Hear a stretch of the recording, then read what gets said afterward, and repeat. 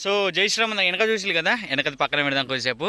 So ఈ 2024లోనైతే ఒక best emotional entertainment movie చూసిన ఆ మూవీ ఏంటంటే బచ్చలపల్లి మళ్ళీ. బా ఏమని ఉందా సినిమా, నిజంగా చెప్తున్నా. అసలు ఏం ఎమోషనల్గా ఉందంటే, ఒక మనిషి మూర్ఖత్వంతో ముందుకు పోతే, ఆవేశంలో నిర్ణయాలు తీసుకుంటే దాని పర్యవసానం ఎలా ఉంటుంది, జీవితం ఎలా ఉండాల్సిన జీవితం ఎలా ఉంటుంది అని చెప్పేసి అద్భుతంగా రాసిలు పోయి. అసలు లవ్ స్టోరీ కూడా అసలు వేరే లెవెల్ అనుకో. అసలు సూపర్ ఉంది. లవ్ స్టోరీ బాగుంది, కామెడీ బాగుంది, ఫైటింగ్స్ బాగున్నాయి, బీజిఎం బాగుంది, సాంగ్స్ బాగున్నాయి, అండ్ ఎండింగ్ కూడా సూపర్ ఉంది. మీరు ఖచ్చితంగా ఏడతారు చెప్తున్నా కదా. ఈ సినిమా మీరు చూస్తే మీరు కొంచెం ఎమోషనల్ కూడా ఖచ్చితంగా ఏడ్చేస్తారు. చాలా బాగుంది నిజంగా. హీరో ఎవరు అంటే తెలిసిందే కదా, అల్ల నరేష్. సో అల్ల నరేష్ గారు మరి ఏది చేసినా కానీ ఒక రేంజ్ ఉంటది. చాలా న్యాయం చేసిండు.